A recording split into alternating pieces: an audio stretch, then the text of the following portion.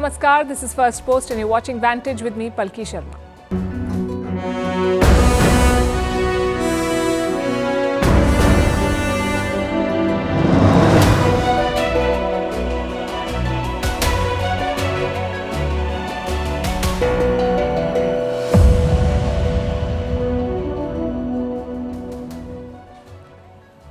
After days of build-up, the Rafah attack has begun. Israel is raining fire on the Gazan city as America halts military shipments. Netanyahu shoots a defiant message to Joe Biden. He says Israelis will fight with their fingernails. But beyond the rhetoric, how is Israel placed and how much damage can the American move cause them? We'll discuss all of that. In the South China Sea, another escalation. Beijing claims it has struck a secret deal with Manila. It has leaked audio recordings as proof. We'll tell you what this is all about. Also, why the West has declared war on Chinese electric vehicles. From Europe to America, they're all talking tariffs to bar Chinese cars.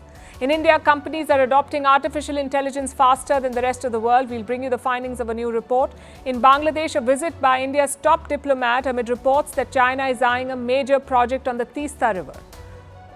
In Pakistan-occupied Kashmir, a brutal crackdown on a peaceful protest. 2 schoolgirls said to be killed. You may not see these reports in the Western press or concerns over human rights of Kashmiris here. In Nepal, the government is prioritizing mental health of pregnant women and young mothers. We'll tell you how. Elon Musk's brain chip is reporting a technical glitch. What does that mean? Netflix is betting big on Africa, but it faces serious competition. And why Japanese bread is making news. All this and more coming up. The headlines first. In India, the Supreme Court grants interim bail to Delhi Chief Minister Arvind Kejriwal. He had sought relief to campaign for the ongoing general election. The court asks the Chief Minister to surrender on the 2nd of June, a day after the final phase of polling for the Lok Sabha. China's new ambassador to India takes charge, says ready to work with New Delhi to find solutions to outstanding issues.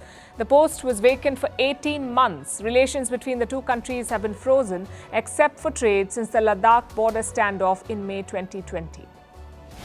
Taiwan's Air Force holds live fire training exercises. Fighter jets, missiles and laser-guided bombs were deployed during this exercise. This comes just days before the inauguration of a new president, seen by China as a quote-unquote dangerous separatist. Beijing claims Taiwan as part of its territory. The United Kingdom exits recession after its economy reported better than expected growth in the first quarter. This is much needed good news for embattled Prime Minister Rishi Sunak before this year's general election. And heat stroke has already claimed more than 60 lives in Thailand this year. That's more than the total number of deaths from it throughout 2023. A delayed monsoon season and the El Niño phenomenon are being blamed for the high temperatures.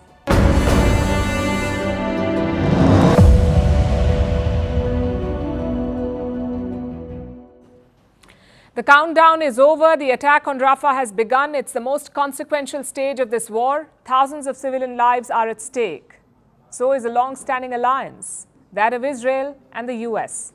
A last-minute ceasefire talk was underway in Cairo, but on Thursday, it broke down. As soon as it did, Israel stepped up the offensive. Their target is eastern Rafah. Fighter jets and attack drones targeted buildings there. Footage showed smoke rising from the city. Tanks have also moved into place. They're stationed at a road that runs through central Rafah. So the plan is quite clear. First, cut off the eastern part of the city, then bomb it non-stop. And what about the civilians? The United Nations says around 100,000 of them have fled, and those who remain are at risk. Because Rafah's public infrastructure has crumbled, the hospitals are near breaking point, food is running out, clean water is not available, and power will run out soon. Just look at the aftermath of one Israeli strike.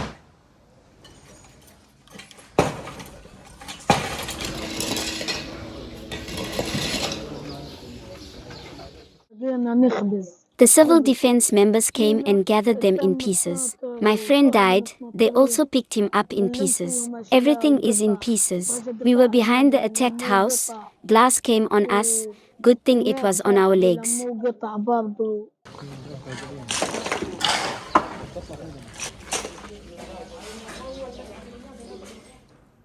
It's a multi-pronged operation. You have tanks firing from the ground, jets and drones firing from the sky, and soldiers fighting on the streets. There is simply no let-up. Take a look.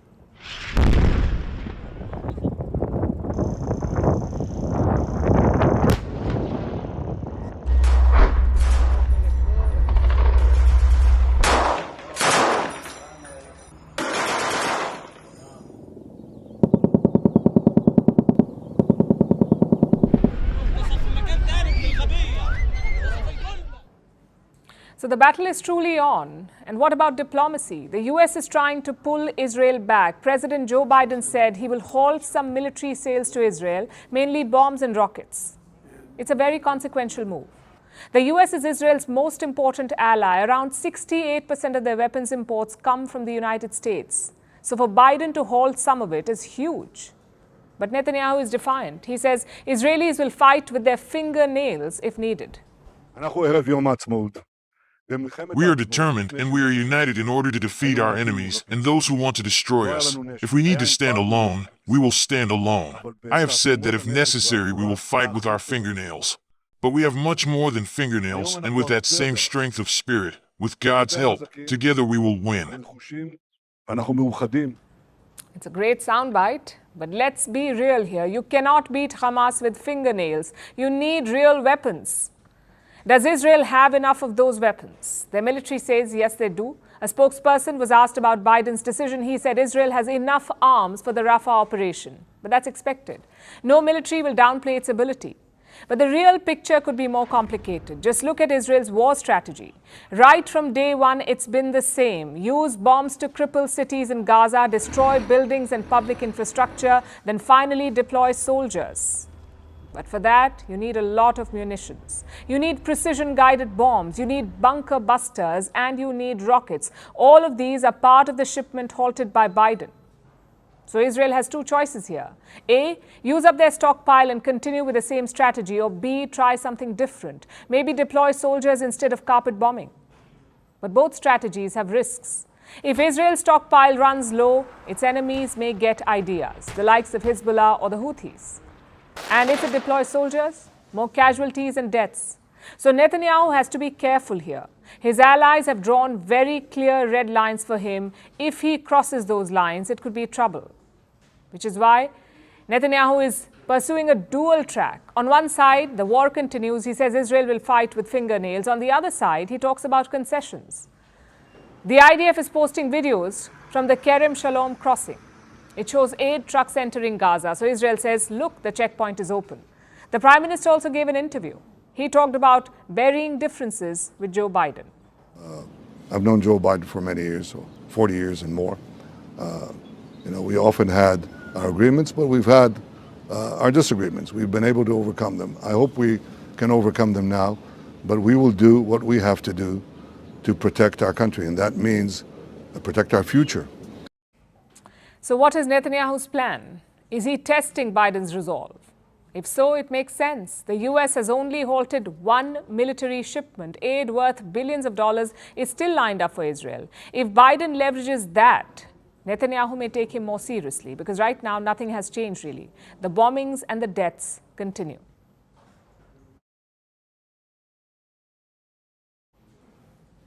Now let's talk about the South China Sea. A major row has erupted, one that could further raise tensions in the volatile region. Among the many disputes in the South China Sea is the one between the Philippines and China. And now China has made a significant claim. It says it has struck a secret deal with the Philippines, a secret deal that dilutes Manila's claims in this disputed region. That's what the Chinese diplomats say. And do they have proof of this deal? They're citing a phone call. China says this phone call happened in January. Listen to this. At the beginning of this year, China repeatedly negotiated with the Philippines' Western Command through diplomatic channels to reach a new model for Second Thomas Shoal transportation and subsidy. They're talking about a new model in the Second Thomas Shoal. This is part of the Spratly Islands, the disputed region. Both China and the Philippines say it belongs to them. In recent months, China has stepped up its presence here. It has been using force to assert its claims. It has been sending Coast Guard boats. They've been deployed around a shipwreck, the BRP Sierra Madre. It's a rusting ship that Manila refuses to remove. This ship has been here since 1999. It has become a symbol of Manila's claims. In fact, the Philippines has stationed troops to guard it. They often send supplies to these troops through ships. And China tries to block these shipments by firing water cannons at them or colliding with Philippine vessels. These are all dangerous moves, of course. They raise the risk of conflict. Now, the same China says they have a secret deal, a gentleman's agreement, that's the term they've used, a deal with the Philippines. They're talking about a new model to manage the dispute. And what is this model? Beijing claims that Manila has agreed to send fewer vessels to the second Thomas Shoal, and whenever they plan a resupply mission, whenever the Philippines plans a mission, they will notify China in advance. In other words, Manila will check with Beijing every time it pays a visit to its own territory. These are the terms of the so-called secret deal. Only China says such a deal was made. And now China says Manila is breaking it. What does Manila say? It has dismissed China's claims. It says no such deal was ever made. And that's not all. The Philippines is now threatening to expel Chinese diplomats over these claims. Eduardo Ano has spoken. He's the National Security Advisor of the Philippines. His target is the Chinese mission in Manila. Listen to what he said. The Chinese embassy in Manila, and I'm quoting, has orchestrated repeated acts of engaging and dissemination of disinformation, misinformation, and malinformation. Those actions should not be allowed to pass unsanctioned without serious penalty. And that penalty could be the expulsion of Chinese diplomats. Listen to Beijing's response. The relevant statement of the Philippine side precisely proves that they have become weak in the face of facts and evidence, and that they have reached the point of exasperation and have no bottom line at all. China solemnly requests the Philippine side to effectively safeguard the normal performance of duties by Chinese diplomatic personnel, stop infringing and provoking, and refrain from denying the facts or acting harshly or lifting a stone to smash their own feet. What is this evidence that China is talking about? An audio recording of the phone conversation where the secret deal is said to have been struck. It features this man, Vice Admiral Alberto Carlos. He heads the Western Command of the Philippine military. He's the man in charge for the second Thomas Shoal. Now, China says this Vice Admiral agreed to the new model while speaking to a Chinese diplomat. So first, China released a transcript of the call, the secret deal. Then they released the audio recording. The Chinese embassy in Manila called some journalists and played the audio recording for them. So according to China, this audio clip is a smoking gun, the definitive proof of a secret deal. Has anyone been able to authenticate it independently? Not that we know of. Plus, China's story is riddled with holes. For starters, can a naval officer strike deals on behalf of the entire country? Manila says they cannot. The Philippine Defense Secretary has spoken about this. His name is Gilberto Teodoro Jr. And he says only the president can seal an international agreement. There is another problem with China's claims. Reports say Beijing has redacted some of the statements. They've removed parts from the transcript that was released earlier this week. So we don't have a full version of the events to begin with. China is putting out selective facts. Clearly, there is more to this story, and Beijing is trying to mislead the international community. China's allegations are just like their claims on the South China Sea, baseless and hollow.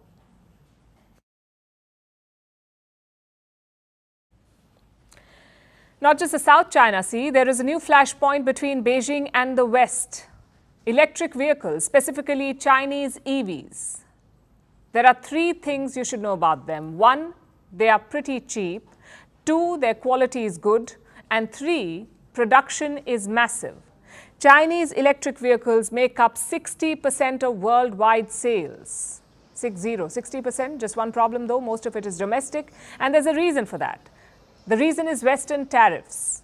Donald Trump had imposed taxes on Chinese EVs when he was president. How much tax? Around 27.5%. His successor, Joe Biden, is doing the same. Reports say he will announce tariffs next week, and the tax on Chinese EVs is expected to be extended. Europe is considering the same. They are investigating Chinese EVs for unfair practices, and after this probe, tariffs could follow. Of course, China won't just accept all of it. Chances are they will retaliate. So this could snowball into a trade war, and all of it over EVs. So tonight we're looking at two major questions. One, why are Chinese EVs so cheap? And two, why do Western governments hate them? So the first question, why are they cheap? One reason is state support. China gives a lot of subsidies to EV makers, around $57 billion from 2016 to 2022. That's what the government has given, $57 billion. As a result, the country has a lot of EV brands. Guess how many? More than 200. What happens when 200 companies make the same thing? The customer has more options. And more options equals less price. But that's just one reason. Chinese companies also make their own batteries. Western firms do not. You see, China has stakes in cobalt and lithium mines around the world. They process these rare earth metals. So Chinese EV makers save money on batteries. You can also add cheap labor and weak factory rules to this mix. So put together, you have a killer product. Until now, these EVs were sold inside China. The domestic market was big. Plus, the state encouraged people to buy EVs. They gave tax cuts and subsidies. So export was not really on the agenda. But that's changing now. Chinese EV makers know that the domestic market is saturated, so they're looking abroad. This year, China will make up 25% of all EVs sold in Europe. And the US could follow.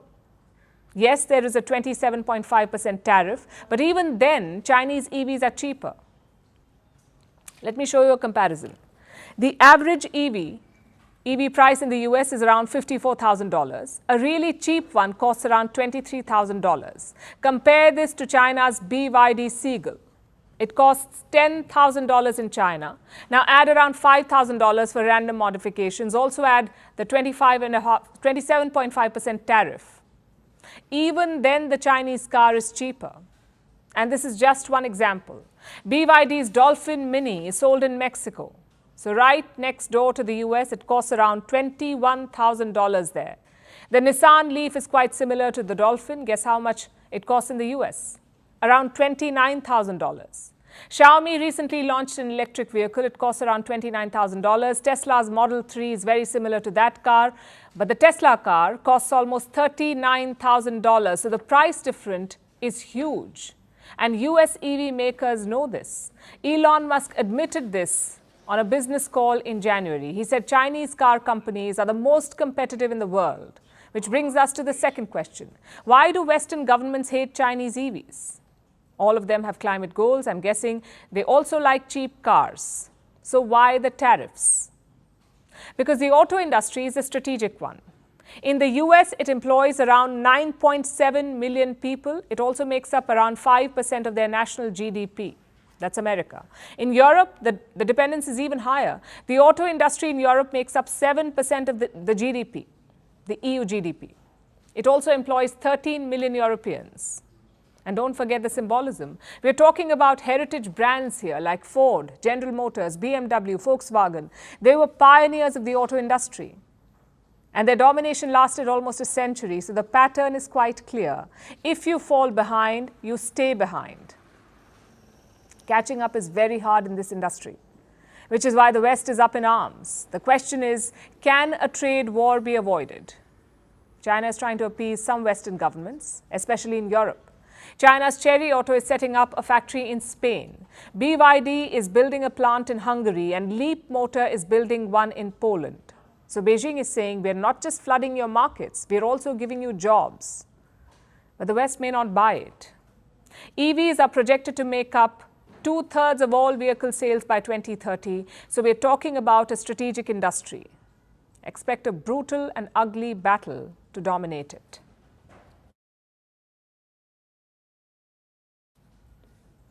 Now let's talk about artificial intelligence or AI. It is quickly becoming a part of our daily lives. There is a race among leading companies. Everyone is eager to integrate AI into their products. Just this week, Apple announced its big AI push. Later this year, Apple devices will come with a range of AI-based features. Here in India, the adoption of artificial intelligence is progressing at breakneck speed. Indian companies are embracing the technology, and they're doing it faster than many developed economies, like Germany and Australia. Our next report has the details. Today's technology landscape has been defined and shaped by 4 major breakthroughs so far: the birth of the personal computer, the arrival of the internet, the launch of mobile phones, and most recently, the widespread adoption of cloud computing. Whenever these 4 technologies went mainstream, India took its time to embrace them. Now a potential 5th breakthrough is upon us. It's called artificial intelligence or AI. And this time, Indian companies are swiftly getting on board. That's the claim made by this report. It says India is a world leader in AI adoption. 91% of companies have deployed AI models. And this year, they're using 50% or more of their data to train these models. This report puts India in the same club as countries like Singapore, the United States, and the United Kingdom. They are being called the AI leading countries. There's a second tier too, the AI lagging countries. It includes nations like Spain, Australia, New Zealand, Germany, and Japan. Another report from computing giant IBM shines more light on this trend. It was released in February. IBM conducted a survey. It reached out to large organizations, those with a workforce size of 1,000 or more. They were asked if they were embracing the AI trend or not. 59% of the companies responded with a yes. They are all early adopters of AI. And what are these companies using AI for? One big area is research and development, and surprisingly, this technology is also helping these employers in reskilling employees. So what's driving this widespread adoption? Easy and wide accessibility, the drive to reduce costs, and the goal to automate some of the mundane tasks. These are the major advantages of AI. The technology can address multiple pain points for businesses, so it's only a matter of time before more companies jump onto the AI bandwagon. But this rapid adoption also presents a set of unique and diverse challenges. It could make entry-level workers, especially those with lower skill levels, redundant more quickly. There are data and privacy challenges too. How do you regulate the use of personal data to train AI models? Do the users have any protections? And what kind of remedies are available in the event of any misuse? India still lacks a comprehensive data security law. Now it also needs new rules to govern the use of AI. So while corporate India races ahead on the AI rocket, the regulatory and legal framework still has some catching up to do to keep the limitations of AI in check.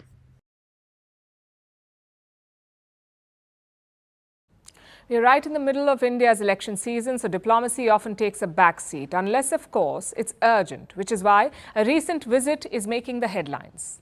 India's Foreign Secretary travelled to Dhaka this week. He met Prime Minister Sheikh Hasina, her Foreign Minister, and also the Foreign Secretary. But why now? Sheikh Hasina was re-elected back in January. Yet the first Indian visit came in the month of May, so naturally there are questions. Let's focus on the timing first. Recently, China has been making moves in Bangladesh, and 3 of those moves stand out. The first is a military drill. Last month, China and Bangladesh announced a joint drill. It is their first ever joint exercise. Beijing called it China-Bangladesh Golden Friendship. The 2 militaries will practice many operations like anti-hijacking and counter-terrorism. The second move is more debt. Reports say Dhaka will ask China for a soft loan. Now, what is a soft loan? Debt that is given to a developing country. These loans are more favorable to the borrower than the lender. And how much money are we talking about? Around $5 billion. This money will be used for 2 things: to buy raw materials and to support foreign exchange reserves. Apparently, Dhaka's foreign reserves are a bit low, so they're seeking China's help. And this trend will worry India. Bangladesh's debt to China has increased considerably. It was under $1 billion in 2016. It now stands at $6 billion. Today, China makes up 24% of Dhaka's foreign debt. And finally, the third move, probably the most important one, a Chinese design on the Teesta River. This river has been a flashpoint between India and Bangladesh. It is the 4th largest river in Bangladesh. It's also responsible for 14% of their crop output. Now, the Teesta flows through both countries, India and Bangladesh. Sheikh Hasina wants a larger share of its water. But so far, no deal has been reached. Enter China. Dhaka is planning a project to manage and restore the river. The plan is to dredge the river bed, repair embankments, and store water in the dry season. It's a massive undertaking. The total cost could be around $1 billion, and China is keen to do it. They've already submitted a proposal to the Bangladesh government. Even India has expressed interest, but no proposal has been submitted. If China gets this deal, India will be worried. Teesta flows very close to the Siliguri corridor. It's a narrow link between Northeast India and the rest of the country. So Chinese presence there is worrying. Now put all of this together. What picture do you get? Clearly, China is trying to gain a foothold in Dhaka. Is that why the Foreign Secretary rushed to Bangladesh? It's hard to say. Sheikh Hasina has benefited from India's neighbourhood first policy. She's also fought against anti-India elements in her country. So China will find it hard to sway her.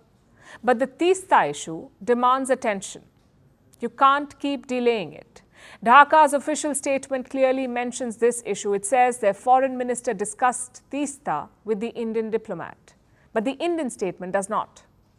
Now, we don't know what's at play here. Maybe Dhaka is using China to pressure India. Maybe it's actually looking for Chinese partners. Whatever the reason, India must keep a close eye. Reports say New Delhi has invited Sheikh Hasina to India. She's expected to visit in June or July. Apparently, she will focus mostly on the Teesta River.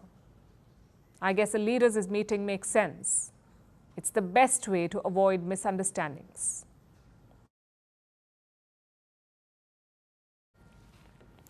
Now let's turn our attention to Kashmir, the part under Pakistan's thumb, Pakistan-occupied Kashmir or POK. Of course, Islamabad doesn't call it that. Without a hint of irony, they call it Azad Kashmir.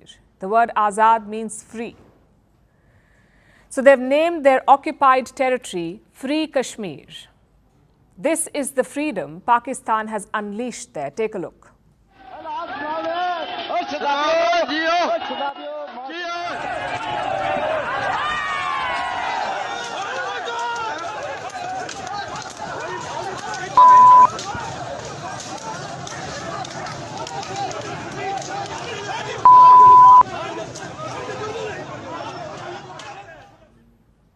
These are the visuals coming out of POK, Pakistan-occupied Kashmir. A brutal police crackdown is underway. Reports say multiple forces are involved. The Frontier Corps, Rangers, and the Quick Response Force from Pakistan's Punjab province. They're all clashing with the people of POK. Why? Because the people of the so-called Free Kashmir dared to speak out against unjust taxation. Here's what happened. Last year, Pakistan increased electricity prices. This was because it needed money, a loan from the International Monetary Fund or the IMF. Now, this country has squandered billions over the years, mostly on its inflated military. The people of Pakistan are always second. The bloated military has always been Islamabad's priority, and it needs to feed this beast that it has created. So Pakistan keeps taking loans from the IMF. But the international lender put some conditions on the loans. It wanted Pakistan to show better money management.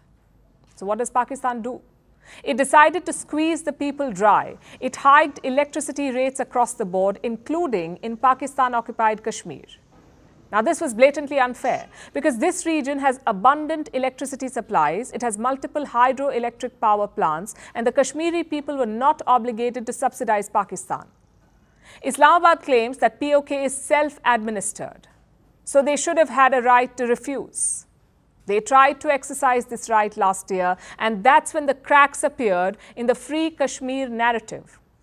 Islamabad would not allow this. They had a standoff with parties in the POK. It lasted months, and finally this February, it seems to have ended. Islamabad issued a notice. It promised to work out electricity costs to provide relief to the people of Pakistan-occupied Kashmir. Of course, there was no follow-through. Islamabad failed to fulfill its vow. It has been stalling for months, so the people of POK got tired of waiting. They decided to launch a peaceful protest. A long march was scheduled for May 11th, a simple protest in a supposedly free region. And Pakistan did the only thing it knows how to. It opted for brute force. Yesterday, about 70 people were arrested across POK. This includes members of local political parties, student activists, and trade union leaders. They were picked up in the early hours of Thursday. These unjustified detentions sparked clashes. The Kashmiri people began to fight back. They accosted police officers, overturned vehicles. It was pure chaos. But instead of trying to calm the situation, Islamabad sent in more troops. And things got ugly. The police resorted to tear gas shelling. Some shells landed in a school. Several schoolgirls were injured. Local political parties say that 2 of these girls have died. 2 children in the so-called Free Kashmir. The people of POK have condemned the brutality. They've intensified their protests. Instead of a peaceful march on Saturday, road closures and store strikes began today. They may last a week or longer unless Islamabad resorts to its default brutal tactics. Then who knows how long the unrest might last.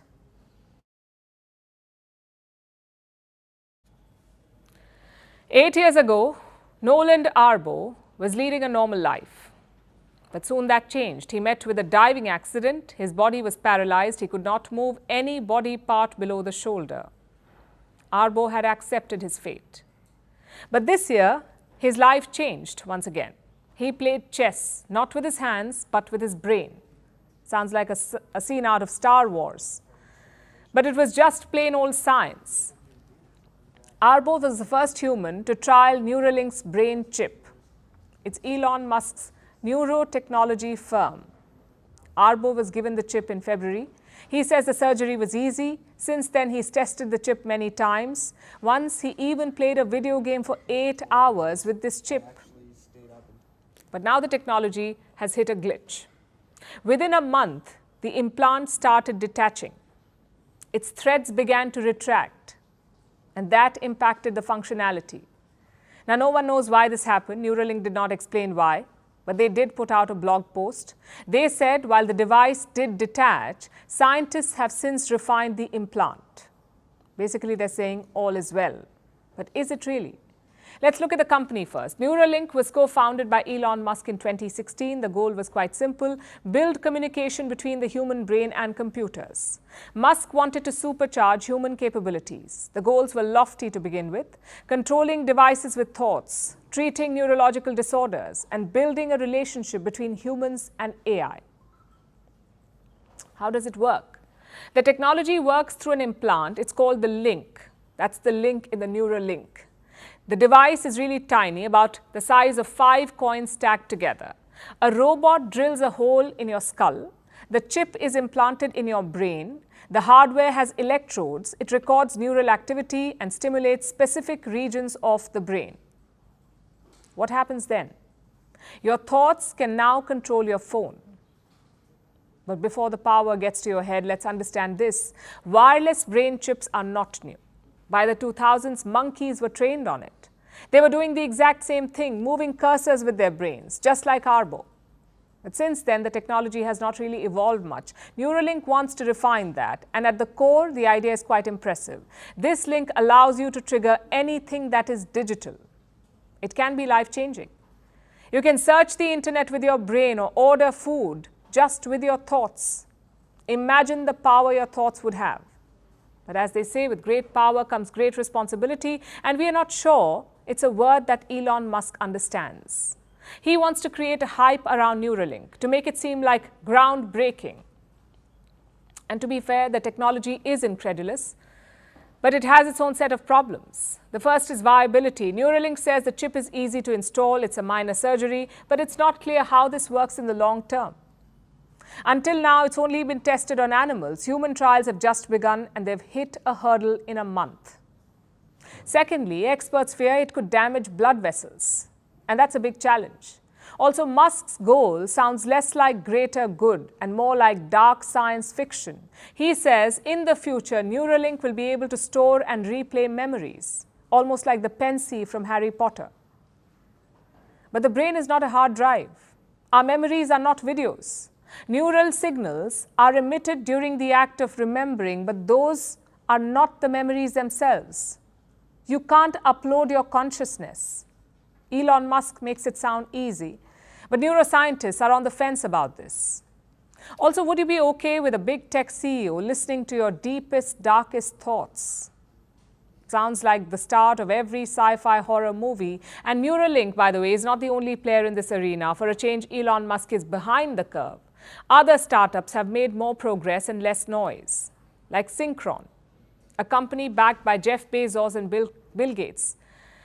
It has implanted its device in 10 patients. Synchron has implanted its device in 10 patients. Researchers in Switzerland have also achieved miracles. They recently helped a paralyzed man walk. So the technology is neither new nor has it been proven safe. Why then does Neuralink make so much news? You could say it's all thanks to Musk and his hype.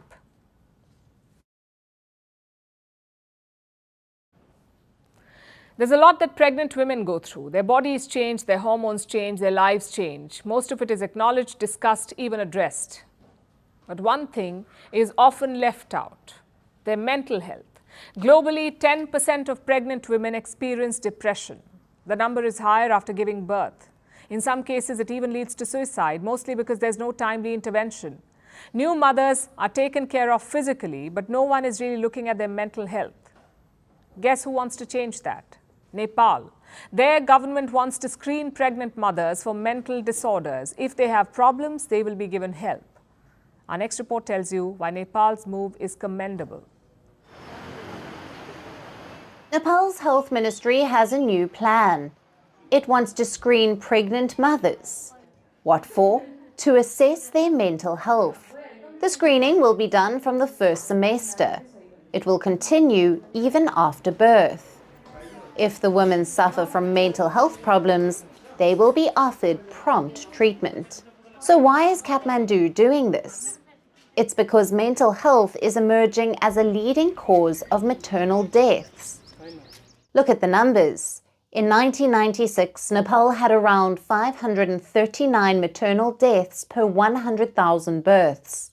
The Himalayan nation worked hard to bring this number down. In 2016, it was 239 per 100,000 births. But they soon encountered a new hurdle. Every year, hundreds of women succumb to death during or after their pregnancies. It's because of many reasons, including excessive bleeding, pregnancy-related high blood pressure disorders. All of these are preventable, but they found another cause too: intentional self-harm. So Nepal wants to prevent that. They believe timely intervention will help, which is why they want to screen mothers. That way, they can be offered help, and it is not a problem just in Nepal. This happens across the globe. About 10% of pregnant women experience a mental disorder. The number rises after giving birth. 13% of women who have just given birth suffer from depression. It's called postpartum depression. In developing countries, the number is higher. It's 15.6% during pregnancy and 19.8% after childbirth. This affects how the mother functions. She may fail to adequately eat, bathe, or care for herself. As a result, the infant too is affected. In some severe cases, the mother can even die by suicide. Now, this is easily treatable. All it needs is effective intervention. And that's what many countries lack. There are multiple physical tests that an expectant mother undergoes, but no one is checking on her mental well-being. By integrating mental health intervention into general postnatal care, Nepal is trying to change that. And for that, it needs to be lauded. Our next story is from Africa. It's about the entire continent, the youngest and fastest growing continent in the world. About 40% of the people in Africa are under 15 years old, and that is where the future is, the future workforce and the future market. At least one American company has realized this, and it's readying itself for an African future. I'm talking about the global streaming giant Netflix.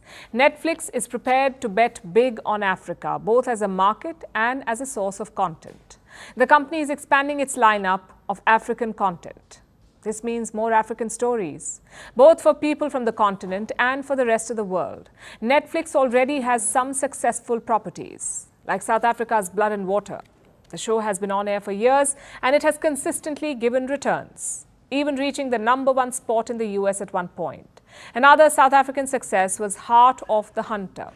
The Nigerian film The Black Book was another hit. It was made with a budget of just $1 million, and it became a hit around the globe. The Black Book even topped charts in South Korea and several Latin American nations. Now, Netflix, we know, has global reach. It needs content that can appeal to people around the world. And Africa is proving to be a rich vein of that content. A Netflix official, the company's vice president of content for Africa, was in Botswana this week. He was there for a summit. He said, and I quote, "African people deserve to see themselves, their lives, their cultures, their languages, and their countries reflected on the screen." That seems to be what Netflix is aiming for. But it's not all about representation. Netflix is a company at the end of the day, and the only thing that matters is the bottom line. As I mentioned, they've seen success with their African programming. They've seen African content top charts around the world. That's proven success, and that is why they're expanding their footprint. In 2016, Netflix invested $175 million on productions in Africa, the whole continent, $175 million. For 2022-23, it had earmarked $63 million for South Africa alone. And last year, it announced even bigger investments in the continent. So it's definitely betting big. But will this be enough to win the streaming race? The money and the local content. After all, it's not a revolutionary idea. Netflix is not the only company to have realized Africa's potential. Others have tried, and it's been a mixed bag. Like Netflix's global rival Amazon Video.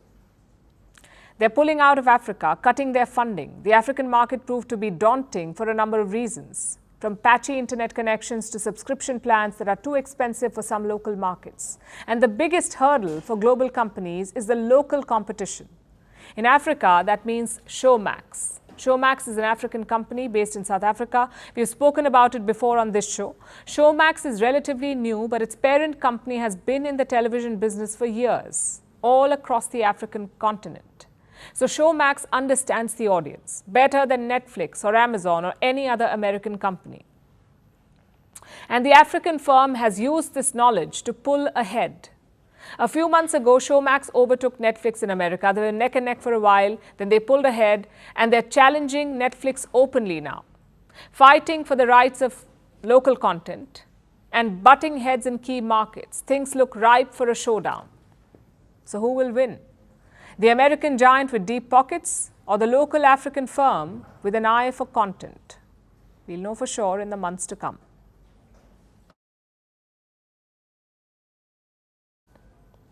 And now let's turn our attention to the east, to Japan.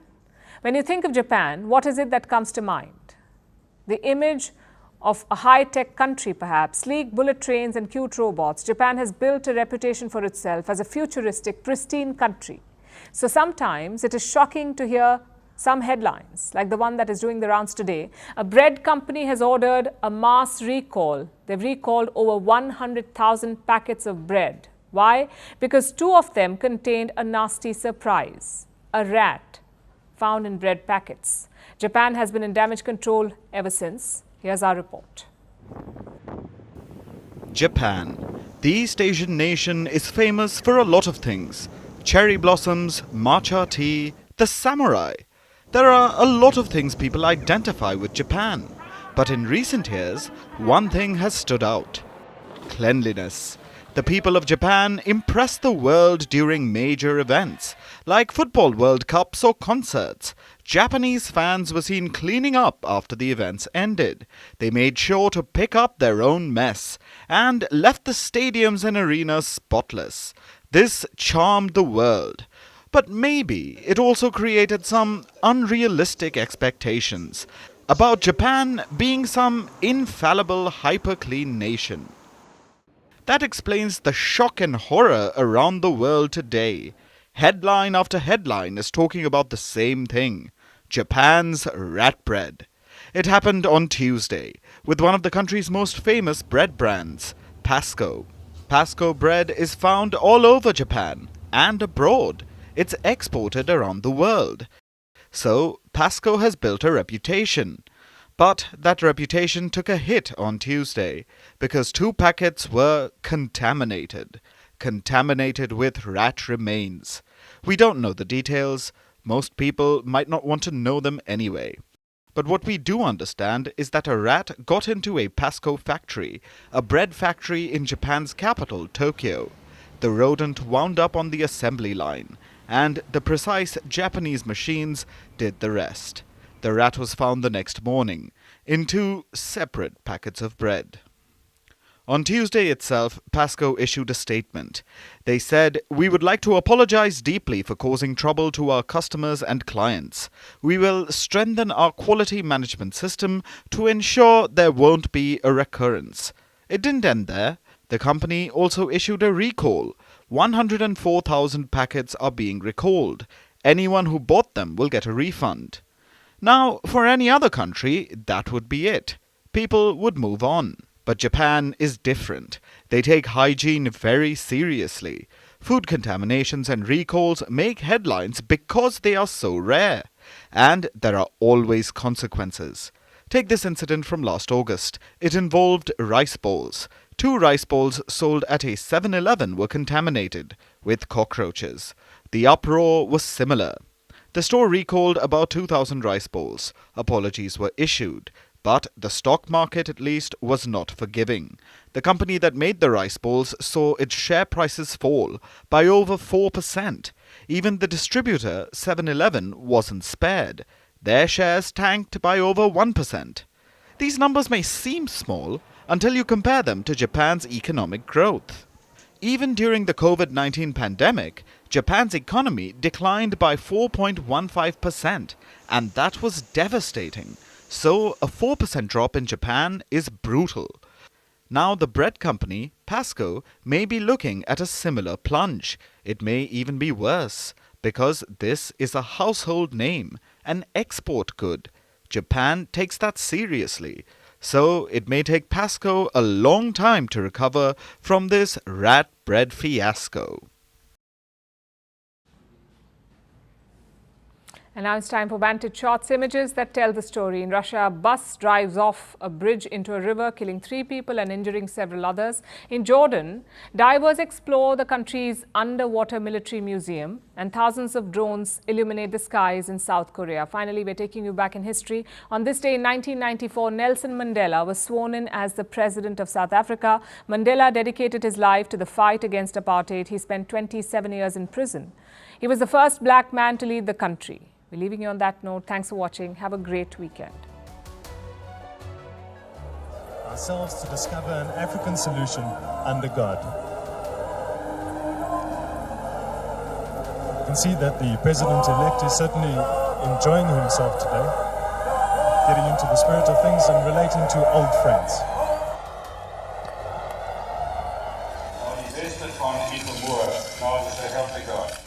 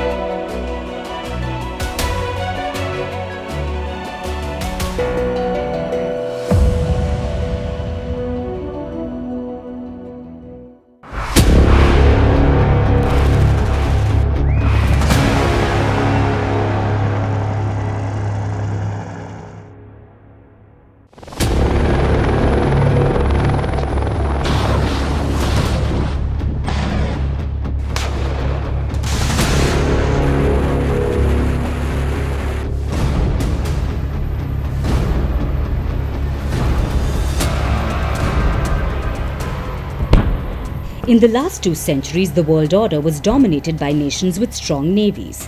It started with Europe, where the United Kingdom, Spain and France used their navies to colonize.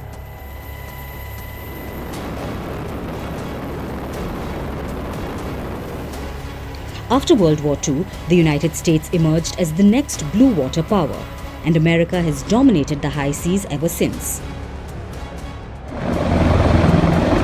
But now, they've got a competitor unlike ever before, one that likes to flaunt its might as long as it's on unarmed boats of nations with much smaller navies.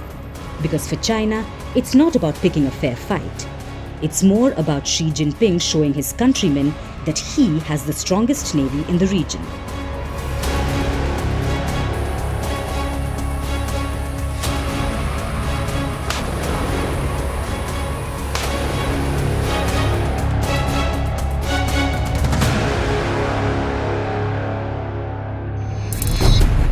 The People's Liberation Army Navy or PLAN is the world's largest navy in total number of ships, particularly when you count the Coast Guard and gangs of fishing vessels that China has militarized. However, the United States still has the highest tonnage among all navies, with Beijing playing catch-up. The People's Liberation Army Navy has 400,000 sailors. China's navy has close to 380 vessels. There are over 100 missile boats, over 110 corvettes and frigates, about 50 destroyers, over 60 submarines including diesel and nuclear powered, almost 50 amphibious attack vessels and 2 aircraft carriers. And now China is testing its 3rd aircraft carrier. It's named Fujian after the eastern province that overlooks the Taiwan Strait. And the Fujian is being termed as a super carrier because it's going to be the largest and most advanced flotilla of the Chinese Navy.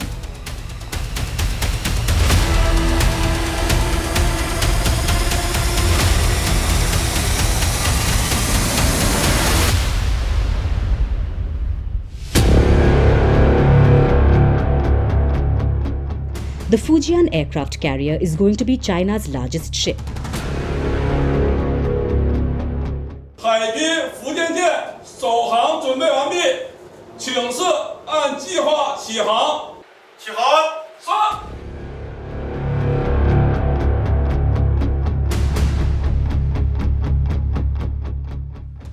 The Fujian is currently undergoing sea trials. It has a displacement of almost 80,000 tons. It will be the first Chinese aircraft carrier to use an electromagnetic catapult or EMALS. EMALS is a quicker way of launching a fighter jet when compared to the conventional ski ramp or steam catapults. China now becomes only the 2nd nation to deploy EMALS technology along with the US. The Fujian will be able to carry almost 80 fighter jets, and the super carrier is expected to be inducted by 2030.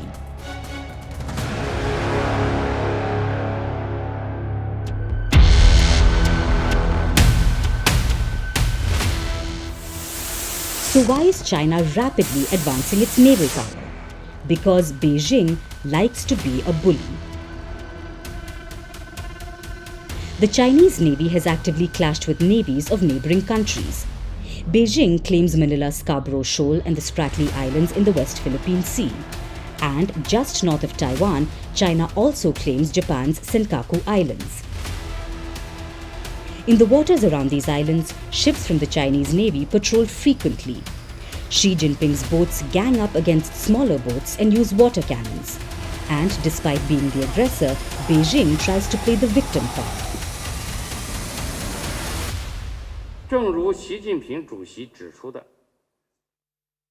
China has always insisted on resolving maritime disputes through friendly consultations with the countries directly involved. But we will not allow good intentions to be abused or international law to be distorted. We will legitimately defend our rights in accordance with the law against intentional infringement and will resolutely and reasonably counteract unreasonable provocation. As President Xi Jinping has pointed out, the Pacific Ocean is large enough to accommodate all countries of the Pacific. The ocean should not be an arena for countries to show off their force and engage in gunboat diplomacy.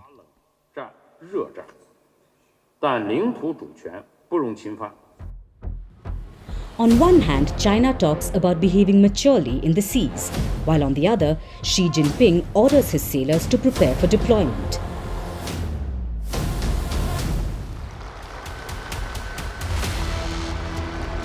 Xi Jinping wants to arm twist neighboring countries. The Chinese president has achieved his much-touted reunification. Except it wasn't what his people were expecting. Xi Jinping has unified other Asian nations.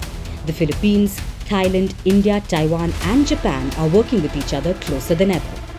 And standing in China's way is the strongest blue water power in the world, the United States Navy.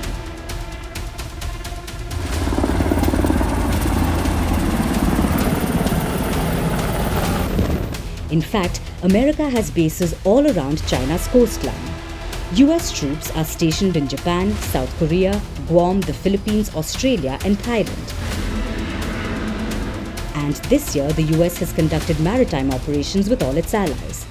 The most recent were held in the Philippines, where American and Filipino troops practiced the sinking of mock Chinese ships. Palki centers around, besides those traits that I talked about of transparency, respect of sovereignty, seeking peaceful resolutions, but being prepared for the worst. When we prepare for the worst, what I think we've seen in this Palki, and I'm excited that we'll continue to refine that, is the key maritime terrain, securing key maritime terrain, either taking it or defending it, which we saw today. And they're all building block approaches that leads to sea control. However, Xi Jinping does not appreciate America's presence in the region. And Beijing has made it abundantly clear that Washington would pay a heavy price for crossing the red line. But the China-US relationship is facing more negative factors and all kinds of disruptions. China's legitimate development rights have been unreasonably suppressed and our core interests are facing challenges. Should China and the US keep to the right direction of moving forward with stability or return to a downward spiral? We always call for respecting each other's core interests and urge the US not to interfere in China's internal affairs, not to hold China's development back, and not to step on China's red lines on China's sovereignty, security, and development interest. In response, the United States calls China's maritime actions provocative and dangerous. Meetings I discussed the PRC's dangerous actions in the South China Sea, including against routine Philippine maintenance operations and maritime operations near the second Thomas Shoal. Freedom of navigation and commerce in these waterways is not only critical to the Philippines, but to the U.S. and to every other nation in the Indo-Pacific, and indeed around the world. That's why so many nations have expressed concern about the PRC's maritime maneuvers. I made clear that while the U.S. will continue to work to de-escalate tensions, our defense commitments to the Philippines remain ironclad. Despite China having the numbers, Xi Jinping's ships and sailors have practically no combat experience. And while they may look like the mightier force on paper, only time will tell if the Chinese Navy can actually hold on to its waters.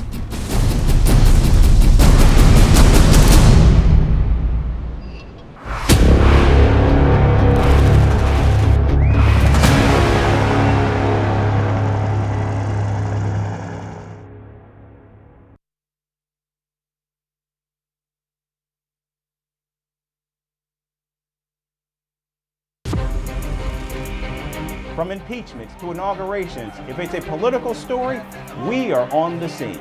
The race for the White House is heating up. We're beating Biden. How dare he say that? If it's breaking news, we're live with the latest coverage. From the White House, the State Department, and Capitol Hill, we know the issues, but above all, we know the players to bring you the latest in-depth analysis on all the key stories that we're covering. I'm Eric Ham. Join me from Washington here on Firstpost America.